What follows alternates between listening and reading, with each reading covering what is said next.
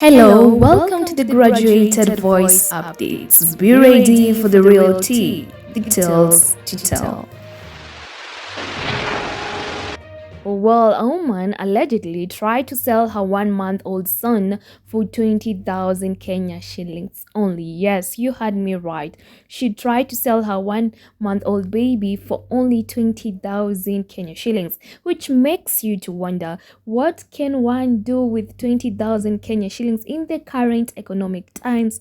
Tax here, Ruto there, Raila there, economic hardships here, this there times. What could have she done with the 20,000 Kenya shillings? Maybe start a business, of which she was not sure if it would prosper or not. How long would she survive on that? Would she have decided afterwards to go out there and look for another baby and then sell it? And what can make one to decide to sell their baby after carrying it for 9 months? Was her reasons that good? Well, on Thursday, she was charged with promoting child trafficking, contrary to Section 423 of the Counter Trafficking in Persons Act 2010. And as we get into more details on that, you can tell us in the comment section, what is your take on this? Why would she decide to sell the baby? Why would she try to sell the baby for only 20,000 Kenya shillings? And also like the video and subscribe to get the real news as it happens. The woman is referred to as Phoebe Machesa Barasa. She appeared before Thika Law Court Senior Resident Magistrate Oscar Wanyaga, and she was accused of initiating adoption proceedings of her son, the son who is known as Prince Xavier Mohammed. Yeah, she named the baby. The baby is still there as Prince, meaning it's something that she treasured. She treasured the young child. So where the question still lingers, where was the husband? Where was the husband? What was he doing? Why would she do this? All those questions, and we'll be looking into deeper details on that. What was the husband's take on this particular case? The woman of Phoebe, alongside her co-accused persons, Catherine Akinyi Okulo and Francis Brim Osilo, appeared in court and were arrested the other day on August 2nd, 2023, near Allsops area of Nairobi County, where the deal was to be sealed. Actually, this particular activity had already started. It was just a matter of finally saying, now you have the baby, go with the baby, it is over for us, give me my 20,000, give me the rest of the money at this particular time, and then we are done. You can imagine afterwards the answers she could be giving to the friends, to the people around her, of where the baby went.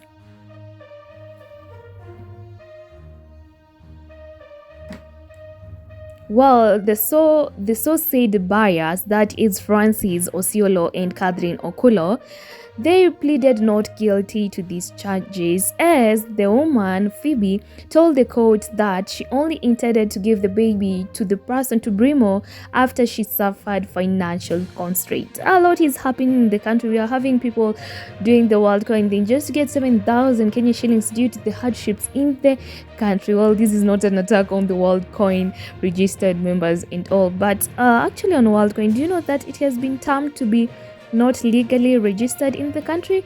Well, that's a story for another day, or we have done it. So just check my other uploads and subscribe so that you do not miss out on that. Let me just quote what the woman stated. Phoebe, quotations: I suffered a lot during the pregnancy period.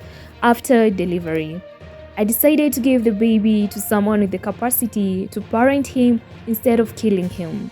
Well, that is a good decision. Instead of killing the baby, she chose to give up the baby. Most of the times we have people killing their babies. Children are born and they're found in toilets, bins, all over, while others are still trying to get a child. Continuation: I gave the baby to Francis for parenting purposes. End of quotation. So her sole purpose was for parenting. But do you know her husband disagrees with that? He's of contrary opinion to that. Well, she claimed to have no relationship with Brimo, that is Francis Brimo, in the court, at court that particular day. While speaking to her husband, Sadi Kwasike, 37, he revealed that the woman intended to sell the baby to the other accused person at 20,000 Kenya shillings. Kwasike also revealed that Phoebe had already received some amount, that is a total of 9,000, and so the only amount that she was to receive during the sealing of the deal was 11,000. The 9,000 Kenya shillings was a down payment and was scheduled to be received in due course. The rest of the money she was supposed to receive it like later on. So the question still remains. By this time, she had received 9,000. For how long? What had she done with the 9,000 without the baby? With the baby, she has the baby already. The baby has expenses, and yet, let's continue. And yet, she was expecting the rest later. So things started changing in the house. You can always notice when things are not okay in your house as the man of the house, if you are keen enough, actually.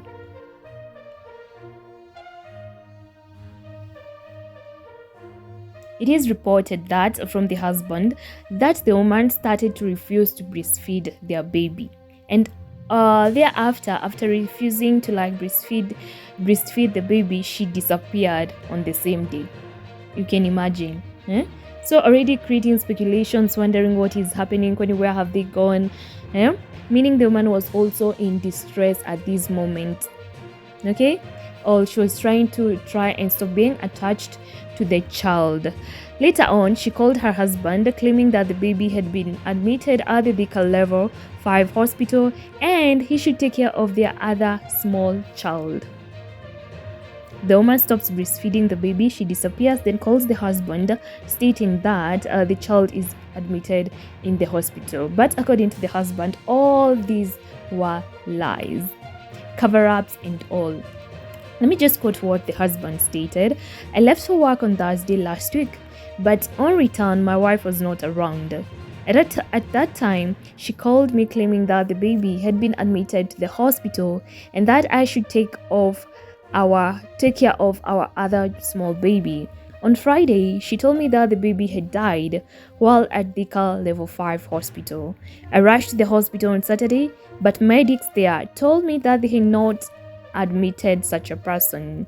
A guide, however, told me that my wife was lying and that she had approached him to lie. He told me that the baby was alive, but it was not clear where he was." This sounds like a movie, right? Well, the husband also stated that after being told that the baby was not at that particular hospital, he tried to confront the wife. And when he confronted the wife, that is Machesa, it was disclosed that she had taken the baby to Pumwani hospital, where they cruised only to find out the child was neither present or had been admitted. So after the first lie, being confronted, she gave another lie. She said, instead of this particular hospital, the truth is I took the baby to the other hospital, Pumwani. And when they went to the other hospital, that's when they found out that the baby was not there.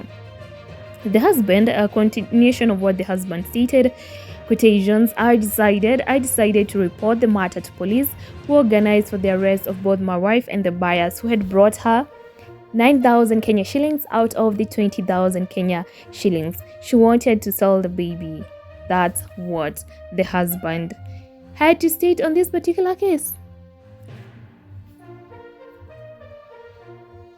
The magistrate's direction stated, that is Wanyaga, he ordered for the interrogation of the three by the probation officer, upon which a report should be made and presented before the court on August 17th, 2023, a mentioned date that the court will use to issue bond terms.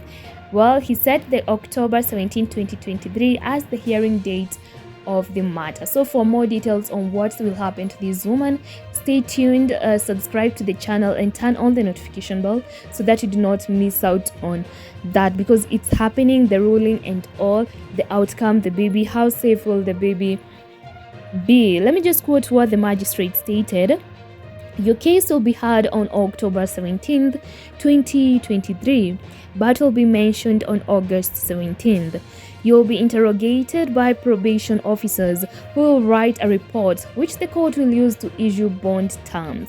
End of quotations. And did you know that under the current law, a person who commits an offense under Section 423 of the Counter Trafficking in Persons Act of 2010 is liable to imprisonment for a term of not less than 30 years, also a fine of not less than 20 million Kenya shillings, or both upon a subsequent conviction.